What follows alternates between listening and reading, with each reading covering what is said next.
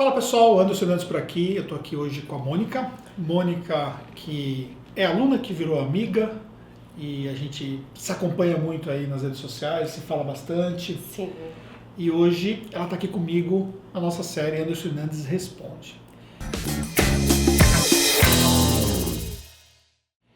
Eu falei alguma coisa para você? Quais são as perguntas suas? Não, gente, nada. Eu fiz aqui no caderninho, só um script. Vamos ver o que vai rolando aí na hora, se vai surgindo mais dúvidas. Mas eu vou tentar tirar o máximo aqui do homem. Tá Espero vendo? que ajude.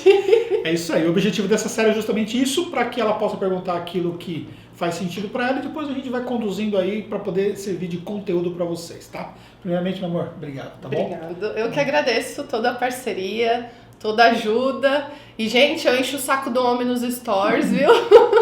Maravilha. Depois a gente vai contar num outro momento a sua história mais... Isso. Vamos lá. O que eu posso te ajudar? Anderson, você sabe que depois de 10 anos trabalhando numa mesma empresa, agora eu resolvi empreender no mercado contábil. Sei que é um desafio, sei que não é fácil, só que o que eu sinto assim, eu sei do seu posicionamento quanto ao que você fala que é sempre bom ter um sócio, uma pessoa para estar ali somando junto com você. Não é a minha realidade, eu não tenho nenhum sócio. Na verdade, o que surgiu para mim foi a opção de ter agora um sócio investidor. Ele não me ajudaria em nada, mas acabaria entrando com o dinheiro. Que na verdade, para mim, hoje, a questão de estar injetando dinheiro seria mais pela parte de marketing, não tanto estrutural, porque hoje a gente sabe que a gente pode estar fazendo num ambiente em casa, algum local assim, eu não precisaria estar alugando um espaço.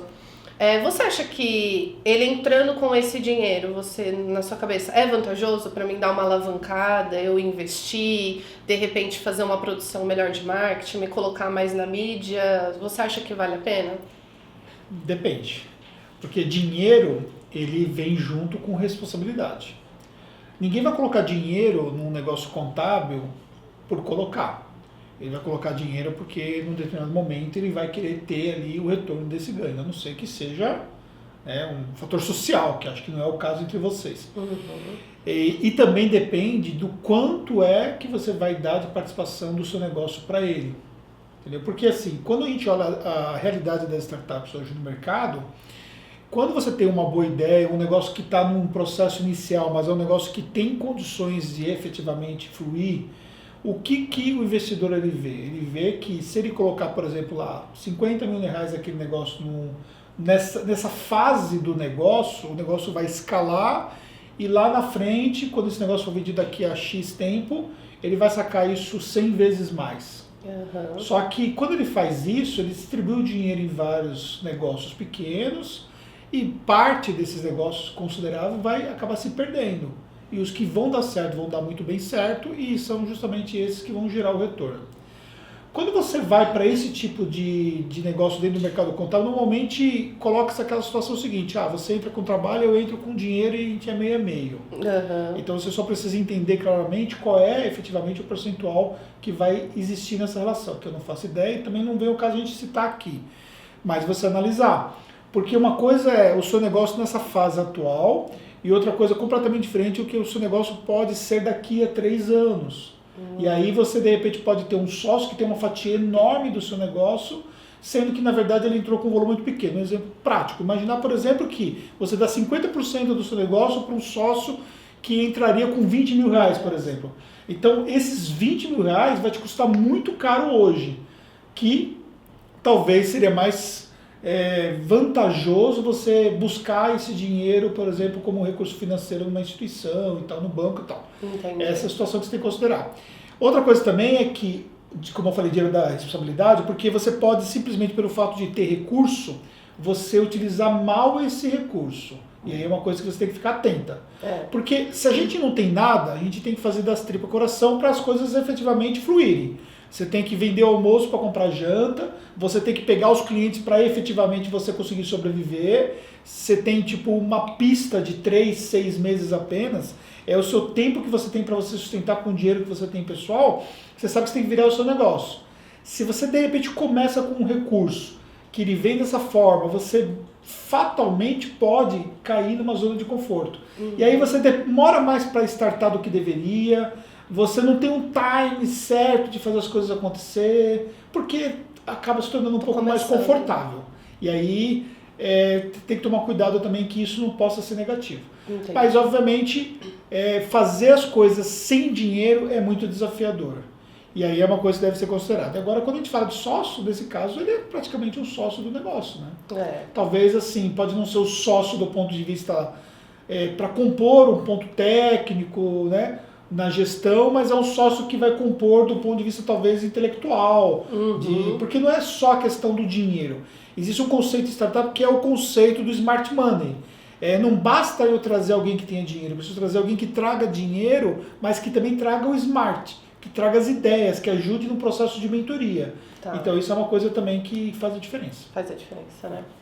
Outra dúvida que eu tenho é assim, quando eu abrir a empresa eu quero fazer o Instagram, mas eu queria mexer tanto no meu pessoal quanto no Instagram profissional e mesclar. No meu pessoal, eu também colocar algo relacionado à profissão, a vídeos, conteúdos. Você acha que é válido o conteúdo que eu colocar no profissional, eu também postar no meu pessoal? Ou você acha que eu postar duas vezes o mesmo conteúdo? Quando você fala o profissional, você está falando o Instagram da empresa? Ou você abriu um Instagram seu, Mônica, profissional? Não, o Instagram da empresa. Tá, vamos lá.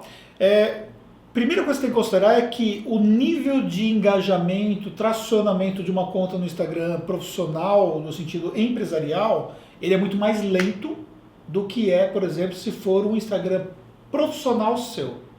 Você colocar você lá e colocar a marca e você fizer um comparativo. Se você postar as duas coisas iguais, você vai ver que a sua vai tracionar, na maioria dos casos, vai tracionar mais rapidamente. Nossa. Por causa da questão da conexão. Tá? Então, talvez no início, eu até pensaria numa alternativa diferente. Em vez de você focar nesse momento,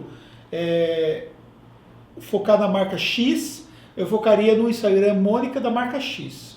Entendi. Teria uma outra conta profissional, mas que fosse você mesma, e aí você focaria na Mônica da marca X. E na sua conta pessoal, você conduziria ela para uma outra pegada. Aí você conduziria para as coisas de ordem pessoal que você quer e tal. Que é aquilo que te faz sentido e tal. Ou você pivota a sua conta atual e você pensa mais estrategicamente na sua conta atual e usa uma conta só. Uma conta só. Quer ter uma conta empresarial? Tenha. Só que aquilo que eu falei, a conta empresarial ela vai levar um tempo maior de tracionamento e nessa fase inicial talvez seria prudente você abrir mão dessa conta empresarial e focar numa conta que vai performar melhor e pode te dar mais retorno. Entendi. Eu valido isso com vários influenciadores dos seus próprios negócios, que são justamente alunos, que são mentorandos, e todos eles acontece a mesma coisa. Então é muito mais fácil hoje as pessoas elas se interessarem por um conteúdo profissional, mas um conteúdo que seja que a conta seja de uma pessoa física. Entendi. E não tem problema nenhum, você pode falar em nome da sua empresa, mas você vai ser a influenciadora da sua empresa. Entendi. Agora, se você for pensar no seu Instagram hoje, aí você teria que fazer alguns ajustes dele para poder levar para esse caminho. Então, uma alternativa faz uma outra conta profissional sua, mas que seja com o seu nome. Ah, entendi. Entendeu? Legal. É a sugestão que eu daria, melhor do que você ter a conta da empresa. Do que a conta. Porque que nem você fala, né? As pessoas conectam com pessoas, exatamente, né? Então fica mais fácil. Somente no Instagram isso é muito válido. Você acha que essa questão da bio do Instagram, que eu já escutei muito assim, a bio diz muito da pessoa, a bio vai falar se a pessoa vai te seguir ou não, e quando a gente está começando, você quer ter visualizações, você quer atrair mais pessoas, atrair mais o seu público-alvo, que a gente no começo, você pega alguns mercados para você nichar, né?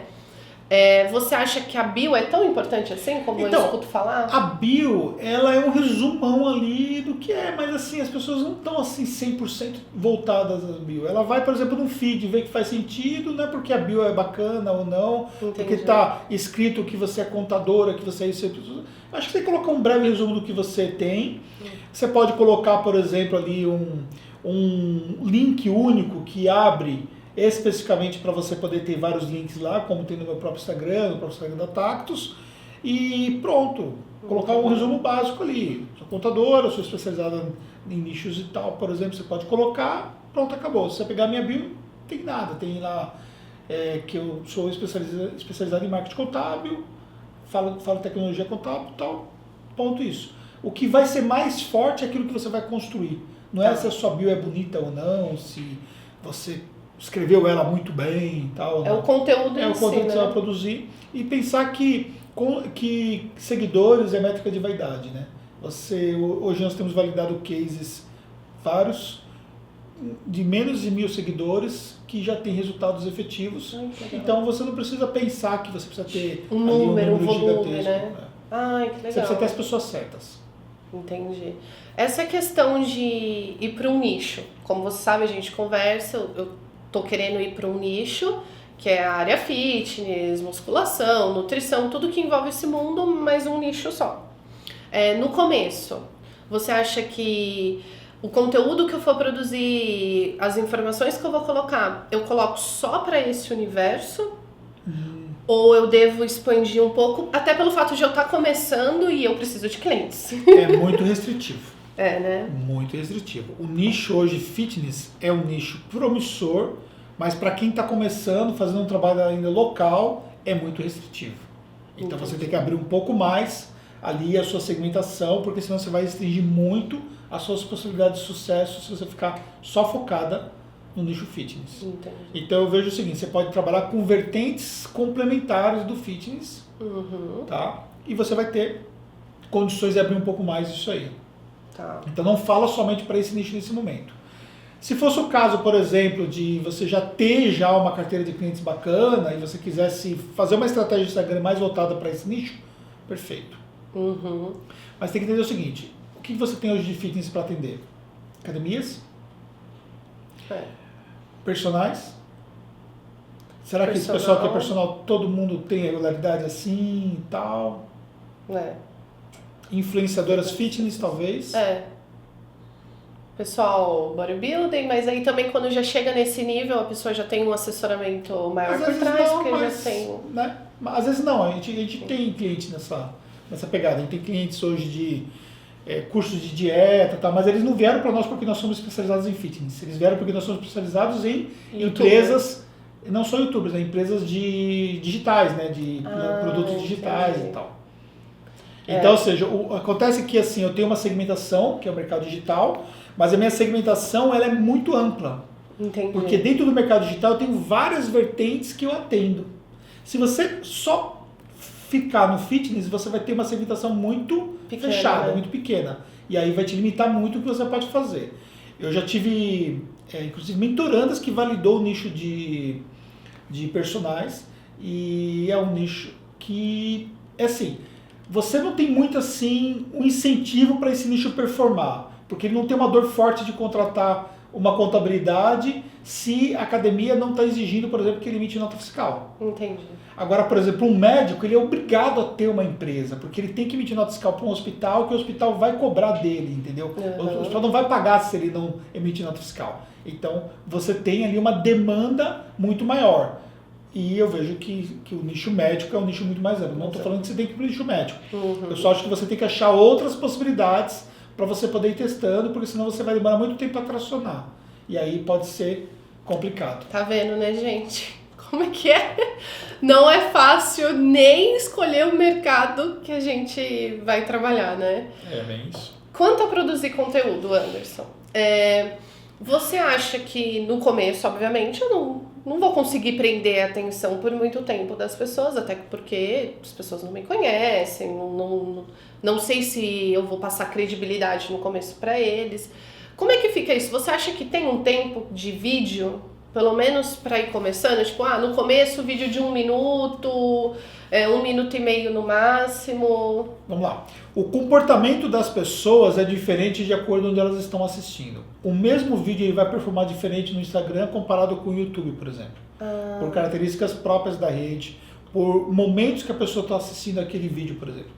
Um exemplo prático. Hoje eu consumo os conteúdos densos meus, eu consumo via YouTube, não no Instagram. Instagram eu assisto, tem que fazer muito sentido para mim para eu assistir um vídeo inteiro no GTV, por exemplo. Já o conteúdo, por exemplo, no YouTube, eu deixo lá, até porque eu uso o YouTube Premium, então eu posso deixar minimizado lá enquanto eu faço outras coisas no celular e fico só ouvindo, por exemplo. Então é mais fácil. O Instagram, ele ainda te releva muito a você só ficar preso naquilo lá. E a gente tem uma dificuldade muito grande de se prender a uma única coisa hoje, né? Não é verdade? Hoje nós viramos multitarefas, porque tudo que nós temos à nossa disposição é multitarefa, né? Então você quer fazer várias coisas ao mesmo tempo. Você, de repente, ouve um podcast enquanto você responde o WhatsApp. Tá no WhatsApp, entendeu? Ou você ouve um áudio no WhatsApp, enfim, você vai ter muitas coisas que você faz ao mesmo tempo. E aí você tem que pensar que a performance é diferente. Então o ideal é você testar coisas mais curtas no Instagram. Lembrando que até 1 minuto você joga no feed, acima de 1 minuto IGTV, e testar coisas mais densas, mais relevantes no YouTube também. Começa testando 3, 4 minutos, vê a curva do tempo que as pessoas assistem o seu conteúdo lá, nas métricas do YouTube, e aí você pode ir aumentando um pouco mais conforme você vai vendo que você está ganhando mais audiência e tal. Entendi. Mas também vídeo curto no YouTube, a gente só tem utilizado hoje aquilo que nós vamos recortando. Eu pego um conteúdo muito longo, eu recorto alguns conteúdos menores, mas para dar um insight único e aí... Mas aí é um processo de produção mais difícil, para quem está começando é mais fácil. Você vai lá, liga a câmera e tal, sem edição nenhuma e pronto. Do que você querer ficar fazendo edição, você vai gastar muito tempo com isso nessa fase, não faz sentido. Não dá para se comparar ao que nós temos aqui, né? Eu tenho 2 editores, antes mesmo de a gente começar essa gravação aqui, ele já me entregou um vídeo que foi o que nós gravamos ontem, mesmo, né? Verdade, Eu gravei ontem com uma aluna e já tá pronto hoje. Tipo, eu não pus a mão, eu só gravei. Eu vou terminar de gravar, vou jogar o cartão na mão dele e não vou fazer nada com esse vídeo. Ele vai editar o vídeo pra mim e vai me deixar editado. Você que vai começar, sou eu pra tudo. Corte seco, né? Você vai dar o REC, você vai dar lá o stop. Então é corte seco, você não vai ter nem edição. Você vai fazer ali no próprio celular o corte seco. Então imagine, por exemplo, se você tiver que pensar que você vai ter que fazer todo esse trabalho depois para ficar recortando, dá muito trabalho. Dá muito trabalho, né? Quanto a baixa visualização, porque no começo é difícil, eu fico pensando assim, como que eu vou conseguir atrair a visualização do meu público-alvo, né? Tanto YouTube quanto Instagram. YouTube, eu acho que para começar a patrocinar vídeo, para você ter uma visualização melhor, eu acredito que quando eu tiver uns 50, 100 vídeos lá, acho que faz sentido começar a patrocinar alguma coisa. Não necessariamente, né? O que você precisa entender é que hoje nós estamos trabalhando organicamente com os algoritmos. Então, você tem que fazer com que os algoritmos trabalhem a seu favor. E o que vai fazer eles trabalharem a seu favor? São exatamente as interações que você gera. Então, por exemplo, quando você posta uma foto, você já transformou sua conta para conta de produtor de conteúdo ou conta comercial no Instagram? Conta empreendedor. Tá. E aí você já analisou as métricas lá? Legal. Muito então, bem. assim, você tem que entender o que faz sentido para sua audiência. Você postou uma foto X ou foto Y. Por que essa aqui engajou, essa aqui não? Compartilhamentos que teve daquela foto, quantas pessoas salvaram aquela foto, quantas pessoas comentaram aquela foto, quantas pessoas te chamaram em inbox por causa daquela foto. Tudo aquilo que você gera interação, o algoritmo releva isso para mais adiante. Eu tenho conteúdos incríveis que não geraram muita interação e não tiveram uma boa performance. E tem conteúdos que eu não imaginava que eram tão assim e as pessoas interagiram muito e geraram ali uma performance boa de visualização. Então esse é um fator que você tem que ir estudando o seu público, estudando os seus resultados, o tempo todo você olhando as métricas, inclusive horário de postagem, inclusive formatos de postagem. Você tem que pegar uma ferramenta como o Instagram e trabalhar ela como um todo, trabalhar o feed, trabalhar o IGTV, trabalhar o Stories. Você não pode trabalhar apenas o Stories se você não trabalhar o feed, porque o Stories ele morre muito rápido, o feed ele te entrega algo de longo prazo. Normalmente as pessoas elas seguem alguém não porque ela tem um story bacana, mas porque ela tem um feed bacana, um feed que faz sentido. Então a pessoa rolou seu feed, vê que seu feed é meio sem graça, que você não está agregando muita coisa, aí ela vai estar desincentivada de seguir, entendeu? E outra coisa também que você tem que considerar é que você tem que trabalhar pelo menos com 2 redes relevantes. Então você vai trabalhar com o Instagram, então tem que apostar no YouTube junto também. Você não pode ficar somente refém de uma única rede, porque você vai limitar seu resultado. A rede social é um terreno alugado. Se dá algum BO, dá algum problema, cancelam a sua conta, invadem a sua conta, whatever. Aí você perde tudo aquilo que você construiu porque você estava trabalhando em um único lugar. Então você precisa apostar. Hoje nós temos aí mentorandos nossos que estão postando, além do Instagram, estão postando no YouTube, estão postando no Telegram agora, entendeu? Estão postando o Instagram, a gente pode até falar Instagram e GTV, né? Que está dentro, mas são semelhantes, está dentro, mas são diferentes, né? E você pode também apostar no Facebook também, porque tem público no Facebook para conversão. É isso que eu ia te perguntar. Eu sinto assim, eu sou muito nova nessa parte de rede social. Gente, o meu Facebook eu fiz sob pressão. Eu não... De quem? Dos meus amigos de trabalho na época. E eu não mexo com ele, já tem tipo 6 meses, 7 meses que eu não posto nada. E o meu Instagram eu fiz no curso de vídeos do Anderson, que foi transformador, que foi maravilhoso. A gente já fez um vídeo comentando disso, foi um divisor de águas realmente. E eu fiz aqui o meu Instagram. E inclusive a minha foto do perfil que eu tinha antes não foi uma foto que eu tirei, era como se fosse uma selfie, mas foi a minha amiga que tirou, aqui no curso também, porque eu não conseguia nem tirar uma foto minha, para vocês terem ideia do grau de dificuldade que o ser humano aqui tinha. Mas eu tenho uma visão assim, o Facebook parece que tá meio que caindo em decadência ou não? Assim, não é que tá caindo quer dizer, tá caindo em decadência, mas não assim decadência, né? Ele deu de fato ali uma mudada porque o próprio Instagram ganhou espaço que o próprio Instagram é do próprio Facebook, né? Então, na verdade, é uma questão de... o Orkut lá atrás morreu. Você chegou a ter Orkut? Não. Então, o Orkut lá atrás morreu, né? É legal, mas assim, não tem nem como comparar o Facebook que veio e destruiu, né? É verdade. Existe uma diferença entre Facebook e Instagram, mas, obviamente, o Instagram tomou um espaço. O que acontece é que as pessoas têm o mesmo tempo, né? Então, quer não, você tem uma nova rede, como agora tem o TikTok, tem já gente trabalhando com o TikTok, você tem o mesmo tempo. E aí você tem que considerar que você vai dividir o seu tempo. Então, obviamente, o espaço que o Facebook perdeu foi em relação a isso. Mas para pessoas de idade até um pouco, a média de idade um pouco maior, o Facebook até conecta melhor até para essas pessoas de modo geral do que o próprio Instagram. Você tem que olhar as métricas o tempo todo, né? Tem que olhar o que realmente está dando resultado, porque você tem LinkedIn também, que pode tirar resultado. Então, é muita coisa diferente que você pode trabalhar e você tem que entender aquilo que você dá conta para fazer um trabalho relevante e aquilo que mais está conectado com aquele público-alvo. Então, são escolhas que você vai fazer o tempo todo. Entendi. Eu acho que no primeiro momento você já está mais engajado em trabalhar com o próprio Instagram, já se adaptou. Então, acho que você tem que, de fato, continuar com o Instagram e pensar no YouTube. Pensa no YouTube para você realmente entregar um conteúdo de mais valor e tal. E isso vai fazer uma diferença e tal, inclusive para você usar estrategicamente esse conteúdo. Entendi. No Instagram, a questão do uso das hashtags, né? Você posta a foto e você coloca a hashtag. Você acha que isso atrai mais engajamento, mais visualização? Atrai mais pessoas que possam visualizar e tal. Postam um feed ali com... Só que não necessariamente para conversão significa que essas pessoas são as pessoas que convertem, né? Imaginar, por exemplo, você pegou e fez ali um post de fitness. Aí você coloca uma hashtag de fitness, por exemplo, ok? Tá.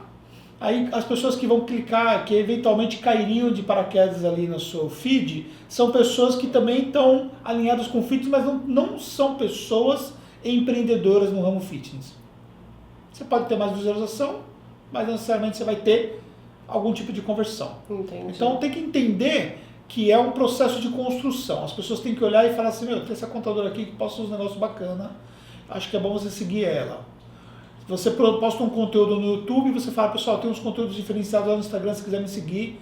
As pessoas te acharam no YouTube, vão para o Instagram, então no Instagram, segue o conteúdo no YouTube. Se você observar o que eu faço, o tempo todo eu faço as pessoas transitarem entre as minhas redes sociais.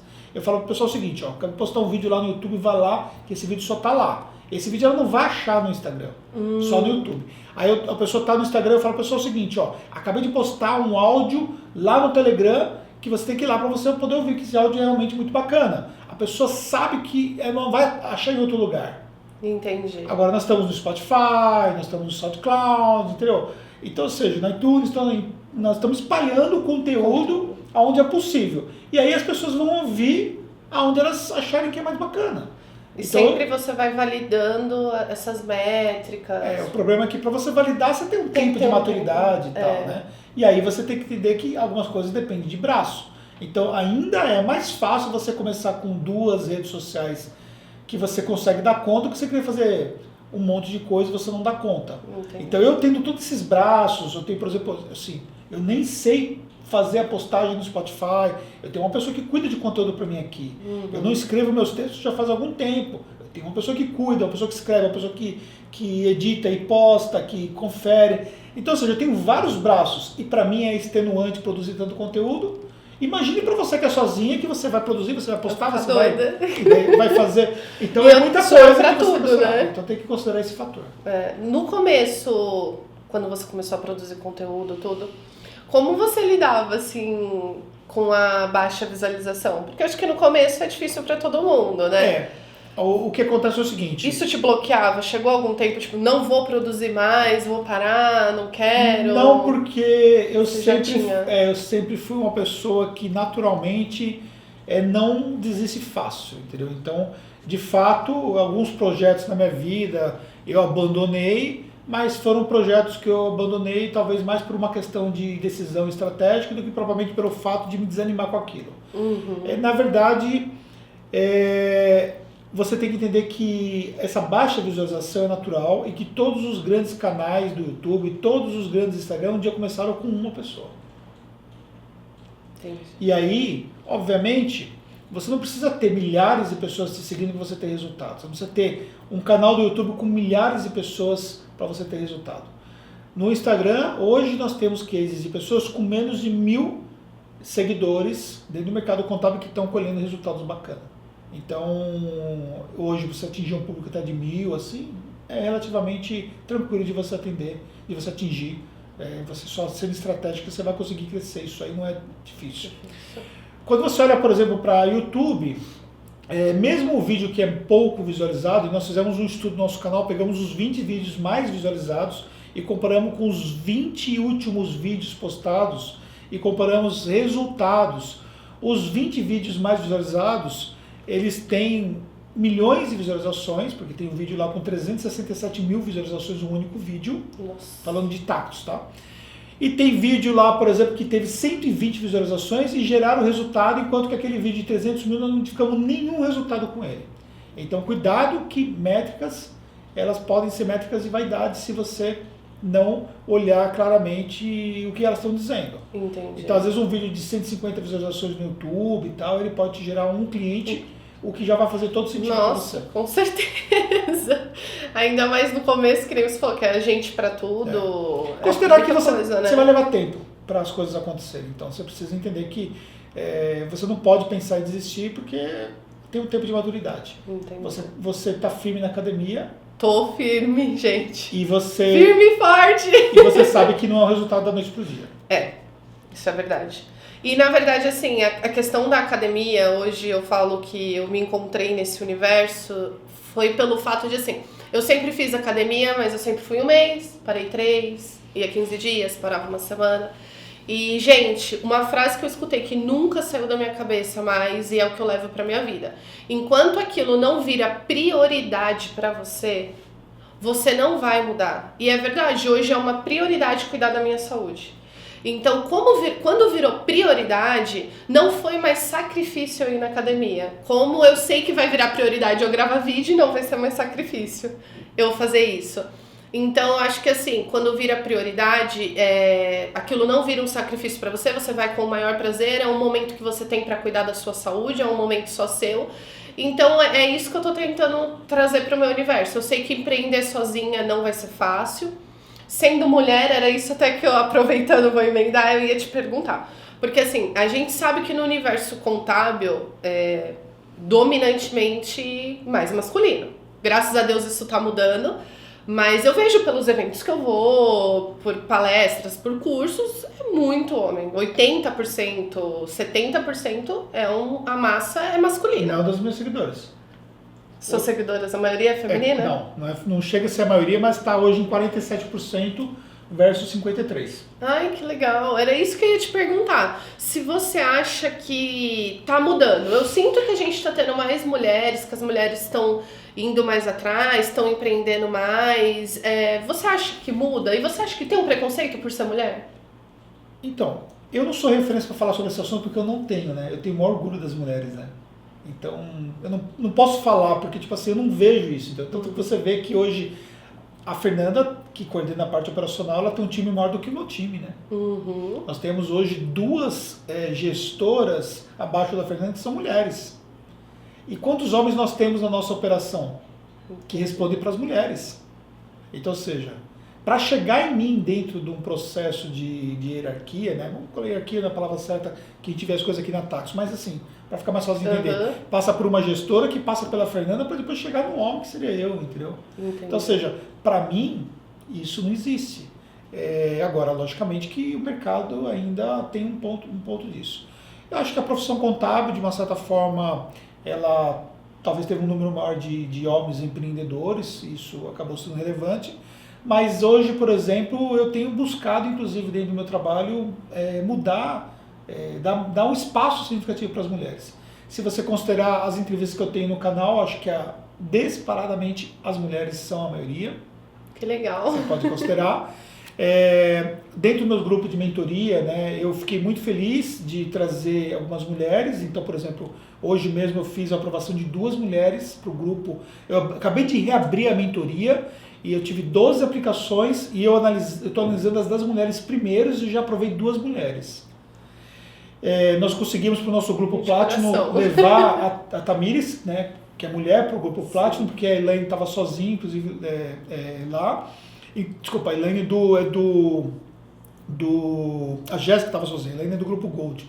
A Jéssica estava sozinha lá, então eu consegui levar a Tamires para lá, que a Tamires performou, para poder fortalecer. Então, ou seja, eu acho assim que, de fato, pode existir isso, ainda está numa minoria, mas, para mim, a competência das mulheres é uma coisa, assim, admirável, sabe? Elas têm uma garra, têm um feeling bacana, tem, assim, às vezes um modo de lidar melhor em alguns aspectos dentro de uma empresa contábil. Então, essas coisas, assim, realmente estão mudando. No Marketing Contábil Summit, eu fiz questão de ter um painel só de mulheres, tanto que vai chamar, dependendo do horário, do momento que está sendo exibido, já até aconteceu o Marketing Contábil Summit, né? As mulheres na contabilidade, que 3 mulheres estão representando ali o universo feminino. Eu não sei ainda estimativa, porque ainda não olhei, né, entre mulheres e homens que fizeram a inscrição para o evento. Mas, enfim, o que eu posso dizer para você é que isso está evoluindo e eu acho que continue assim, espero, porque realmente eu sou admirador do trabalho das mulheres.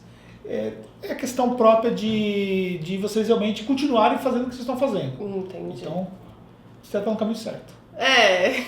Vamos à luta, gente. Não se deixe levar por isso, porque assim, há de fato um certo machismo às vezes e tal, mas na minha visão não, porque eu nunca consegui enxergar assim, entendeu? São coisas, por exemplo, que tipo, vou dar um exemplo prático, uma coisa que não tem nada a ver, só para você entender.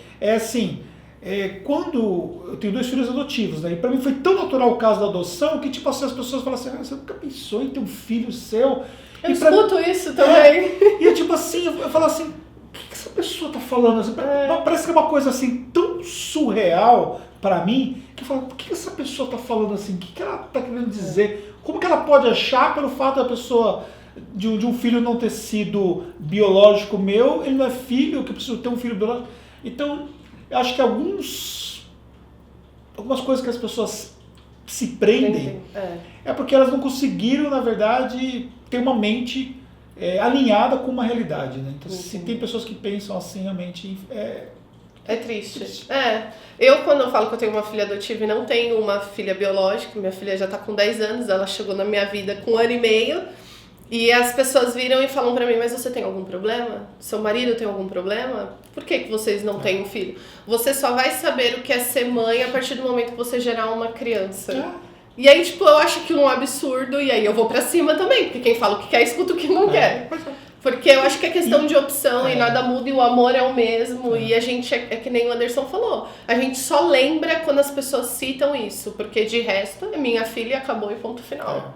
Agora, o que eu queria ver com você, Anderson, é assim, às vezes ainda partindo dessa parte da questão de mulher-homem, às vezes parece que a gente tem que provar 10 vezes mais que a gente sabe. E eu não tenho problema nenhum também quanto a isso, de provar a minha competência, o meu trabalho, e eu estudar e eu ir pra cima. Mas você sente isso quando você fala com as suas mentorandas, que às vezes elas têm que se impor mais numa negociação empresarial? Que elas têm que, tipo... Cara, eu acho... Não.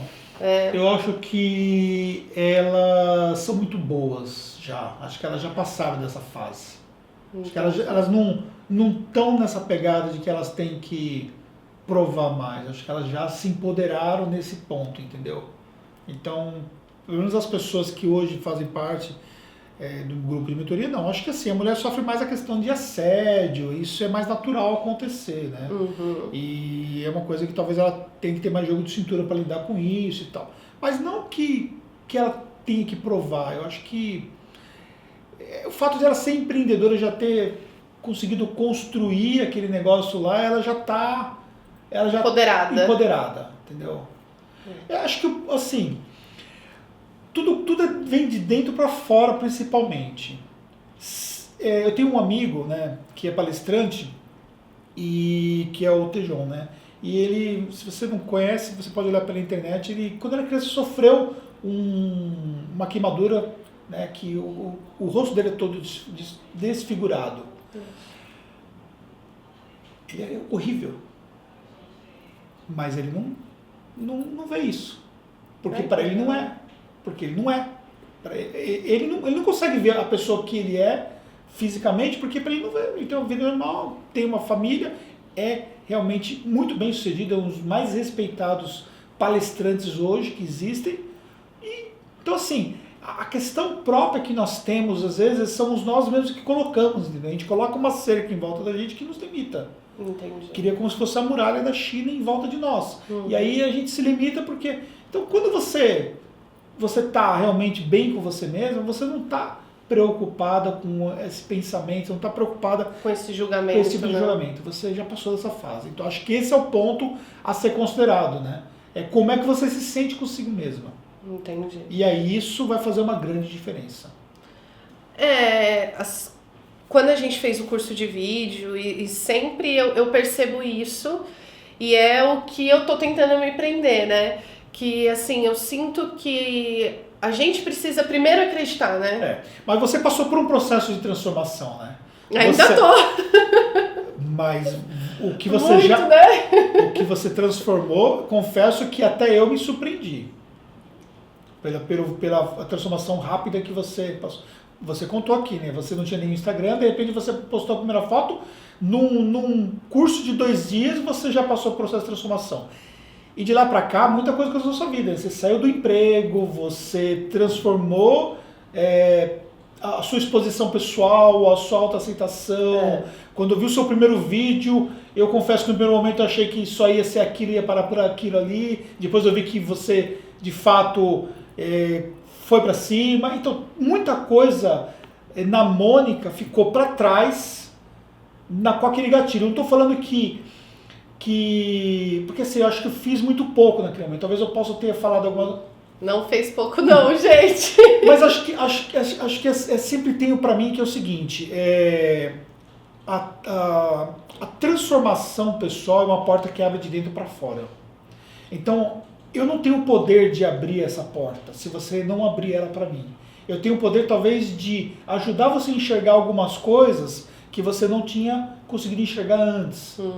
E naquele dia que você estava no curso, em poucos minutos que nós conversamos, na primeira dinâmica que nós fizemos, eu vi que você tinha um potencial enorme de transformação e eu vi que o curso de vídeo ele era muito mais importante para a vida da Mônica do que para o vídeo em si, que era o motivo pelo qual você foi lá, para aprender como eu posso gravar vídeo, como eu posso... Aquilo era muito mais importante para a vida sua. Só que Foi mesmo. Foi mesmo. Só que aquilo só aconteceu depois porque você se permitiu. E aí veio toda uma cadeia de transformação. E todas as outras transformações que vieram, que não tem a ver com a própria exposição, a aceitação pessoal que você trabalhou fortemente, que ainda você talvez ainda tenha algumas, mas você mudou completamente. Tudo isso veio porque você conduziu, entendeu? E você continuou buscando outras coisas, outras pessoas que te agregassem, outros conteúdos, enfim. Você continuou nesse processo de transformação. Então, às vezes a gente precisa de um gatilho, mas isso depende muito de nós. E é fundamental nós entendermos que o nosso papel pessoal na transformação é muito maior do que o papel de qualquer outra pessoa à nossa volta. Isso eu falo, garanto, porque eu trabalho mentorando pessoas há mais de 5 anos, diretamente, fora o tempo que eu dou curso, mas mentorando pessoas, que é onde eu tenho um contato mais um a um, né, um contato mais longo, e tem mentorandos que eles evoluem, tem mentorandos que eles não evoluem. E o que está determinado, o que eu falo é praticamente os mesmos direcionamentos para um e para o outro. O problema está que tem pessoas que elas se empacam nelas mesmas. E tem pessoas que elas só precisam de alguém para dar um direcionamento e elas vão para frente. Então, se você souber utilizar bem o direcionamento, você vai para frente, você evolui. E acho que nesse ponto você realmente me dá orgulho. O que faz você estar aqui hoje, inclusive, eu te convidar. Né? Obrigada. Para estar aqui. É porque às vezes as pessoas se propõem a fazer curso e em curso, mas na verdade elas não estão abertas à mudança, né? Porque assim, acabou, às vezes, nada sendo crítico em relação a esse tipo de programas de fim de semana que você vai lá e você você dança, você chora e não sei o quê. E no final das contas, passou alguns dias, você volta àquela mesma situação. Eu acho que o que nós fizemos ali, eu tentei, que você participou da primeira turma, inclusive, né? Foi, da primeira turma. Eu tentei, algumas pessoas que eu percebi que eu podia tocar lá dentro algumas feridas. E eu percebi que eu toquei algumas feridas suas que do dia 1 pro dia 2 você já veio diferente. Foi mesmo. Você já veio diferente do dia 1 pro dia 2. E aí depois eu percebendo que você realmente estava evoluindo, né? Até que nós demos um acompanhamento. Foi. E eu continuei te cutucando, né? Sempre te cutucando para você continuar no processo de transformação e tal. E você aceitou isso abertamente e até acho que você foi muito inteligente em saber utilizar isso. Porque é o tipo de, às vezes, de acompanhamento que nós não temos condições de dar para todo mundo. Eu tenho hoje, são 6 mil alunos que já passaram pelos meus programas online. Mais de 1.000 que já passaram pelos programas presenciais. Eu não tenho condições de olhar isso. Então eu consigo olhar para algumas pessoas pontualmente, porque essas pessoas também conseguiram, de uma certa forma, mostrar que elas tinham potencial e que valia a pena, entendeu? E aí, às vezes, uma frasezinha, uma coisinha que faz diferença. Às vezes ele fala uma coisa pra mim que eu fico uma semana pensando. Às vezes ele me faz uma pergunta e eu fico assim...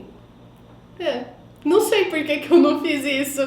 Porque o Anderson, gente, não tem nem o que falar dele, é fenomenal. Então, tipo, ele fala umas coisas que eu fico assim, meu Deus, por que é verdade, ele tem razão, por que eu não fiz isso?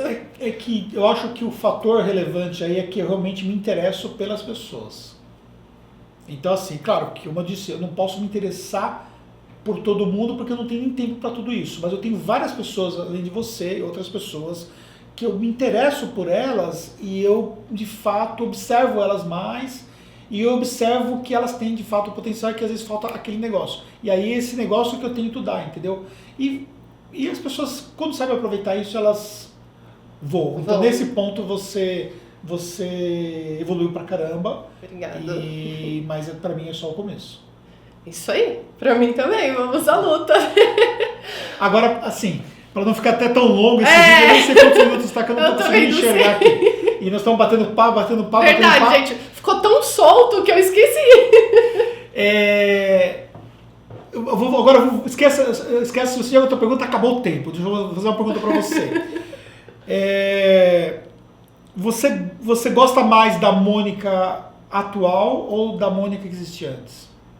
Da Mônica atual. E eu falo olhando para você e para a câmera também. 100% da pessoa que eu estou me tornando hoje. Hoje eu estou me redescobrindo. Hoje eu enxergo isso. Eu fui uma pessoa, eu tenho 28 anos, às vezes eu falo que eu tenho 28 anos com cabeça de 90, mas hoje a Mônica que eu sou mais feliz do que quando eu tinha 15, 16, 17, 18 anos, não importa. O ano passado, eu gosto mais dessa Mônica, eu tô me desafiando mais, eu tô me abrindo mais para julgamentos, eu estou deixando de me julgar também muito, porque às vezes a gente se condena... E arriscando mais, né? E arriscando mais, e agora... E acreditando mais no que você pode construir. Isso mesmo. Então, ou seja, acreditando mais não é em só mim. O profissional, é o todo, pessoal. né? É isso mesmo. Esse é o poder da transformação. E eu acho que quando você acredita em você, fica mais fácil de transparecer para as pessoas e tudo parece que vai combinando para dar certo. Acabou. Fala mais o quê, né? Obrigado. Gente, obrigado você. Pessoal, espero que vocês tenham gostado do vídeo. Deixa um comentário para a Mônica aqui. Compartilha com alguém que você acha que pode fazer sentido. E é isso aí. Obrigado, Nos gente. encontramos no próximo vídeo. Tchau, tchau.